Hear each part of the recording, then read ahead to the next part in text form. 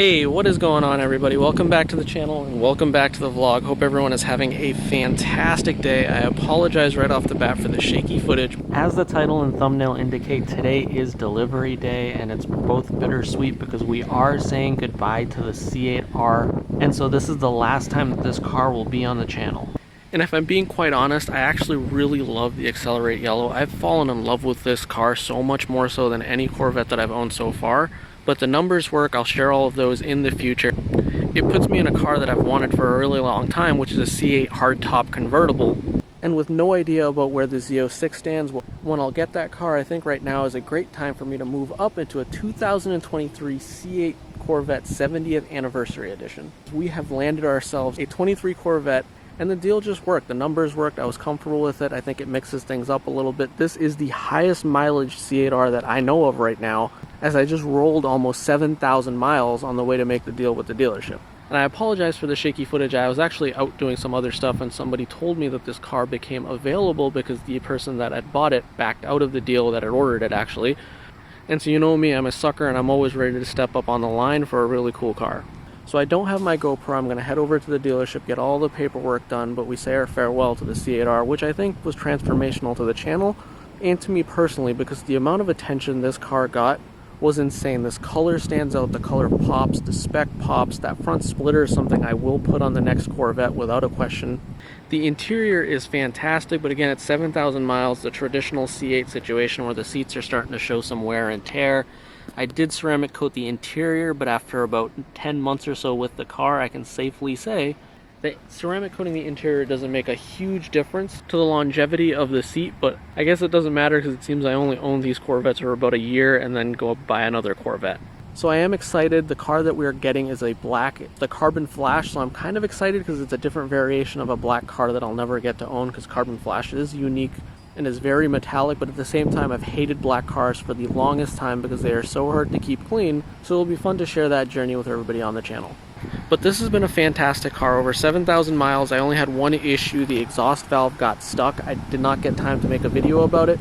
We will lose the ability to see the engine bay in the back, or more particularly the engine. It just makes sense for me to hop into a convertible if the numbers work. I'll go over the financials because I like full transparency on the channel. So without further ado, let me head over to the dealership, get all the paperwork done, and put in front of the camera the new 2023 70th Anniversary Stingray. Oh, you think darkness is your ally? You merely adopted the dark. I was born in it.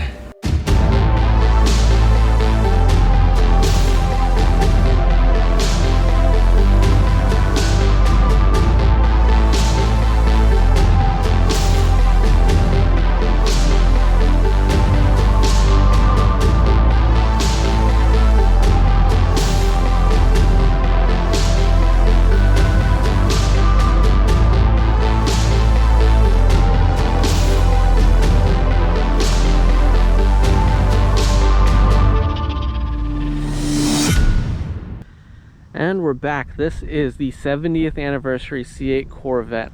Yesterday got a little bit hectic. The day got long.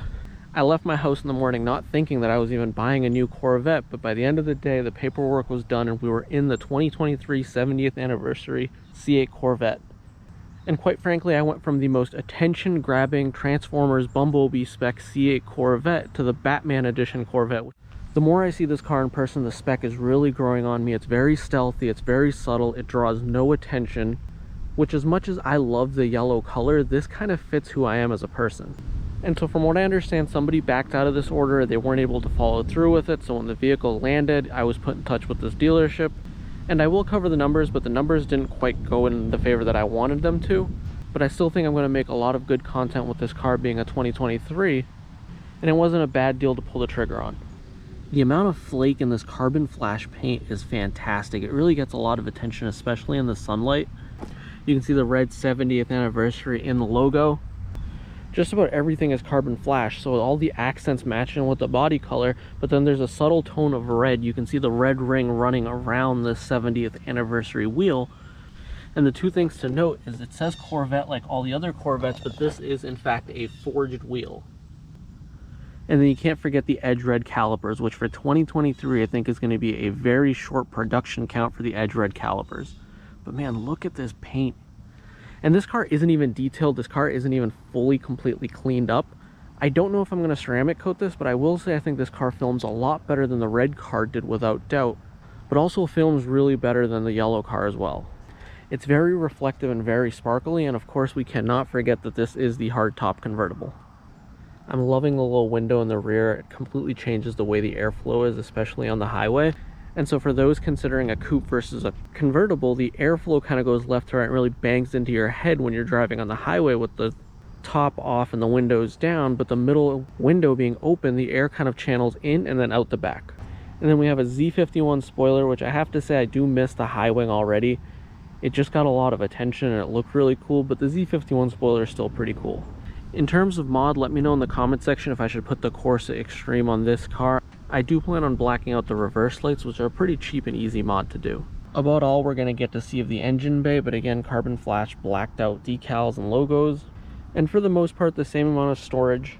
This does have like that protector that rolls down the bottom of the vehicle to help provide some protection if you're loading things in and out. But without the high wing, I think it's pretty easy to get stuff in here without damaging anything. Taking a look inside, this has the two-tone black interior with the sky cool gray pretty much colored throughout. The big difference is the door panel. I did not realize that the 70th anniversary in 3LT comes with a fully Alcantara door panel. So this whole top portion is Alcantara, the armrests and the surrounds here. You have soft touch down here on the lower portions as well as over here. But the big thing is the entire dash is Alcantara and soft touch, and I don't have to worry about reflection in here because they didn't make the accents the sky cool gray like they did the strike yellow on the C8R. But otherwise, you can see this is a really cool interior. So do let me know in the comment section down below what you think of this spec, but this is by far the coolest party trick. You press the unlock button and then just hold this one button down. And there she goes, the full-on transformation. Takes about 15 seconds. And then it's done, it just beeps at you. And so it's very cool. I do miss seeing the engine, and this car will give me a good idea on whether I want to change my current coupe Z06 order to be a non-Z07 with the HTC. For me, I think Z07 package or high top convertible are my two options. And since the Z07 is on constraint, it may not be a bad thing to change my order to be a non-Z07 with this hard top if I like this feature on this particular car. And so far, I am loving it. I don't know how much I want to mod this car. I don't know if I want to do the full ceramic coating like I normally do, because like I said, I don't know how long I'm keeping this car. It's all contingent on when the Z06 gets here, and honestly in 6 months, if I don't have a clear window of the Z06, I'm going to start looking at the used Audi R8 market. Because at $150,000, I can pick up a 2017, 2018 Audi R8 all-wheel drive that I can use not only year-round, but it's a V10 with almost similar performance numbers on the mid to top end. The Z06 is a little bit lighter and faster down low and has more horsepower. But I can pick up an Audi R8 today and not have to deal with the pain that is turning into the whole Z06 wait and ordering process. We're now a month in since I placed my order, but apparently I'm not a VIP and I'm not one of those few people that are going to get a Z06 within this calendar year. But that's okay. For now, we have a C8 70th anniversary edition to play with, and you're not going to want to miss the payment and the monthly insurance. All that information that's going to come in the next week or two. I have that information for the previous cars, and so for those that are following along, it'll be interesting to see how those numbers change moving into a 2023. So that's all I have for today's video. If you enjoyed this video, make sure to give it a big old thumbs up. If you have not already, definitely go ahead and hit that subscribe button. And as always, until the very next video, I look forward to seeing all of you in the comment section below.